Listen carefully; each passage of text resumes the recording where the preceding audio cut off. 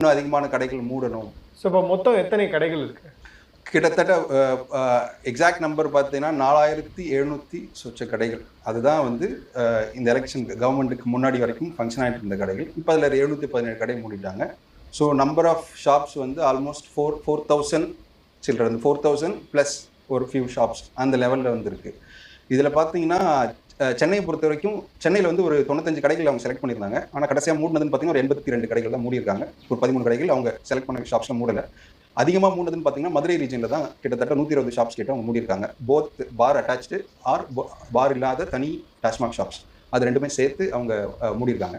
கடைகள் வழிபாட்டு தலங்கள் பக்கத்துலையும் கல்வி நிலையங்கள் பக்கத்துலையும் இருக்குது அப்படின்றது வந்து மக்களுடைய ஒரு பிரச்சனையாக இருக்குது. பட் அதில் வந்து ஒரு 717 கடைகள் தான் வந்து அவங்க க்ளோஸ் பண்ணியிருக்காங்க. அப்படின்னா இந்த 717 கடைகளை எந்த அடிப்படையில் ஐடென்டிஃபை பண்ணியிருக்காங்க?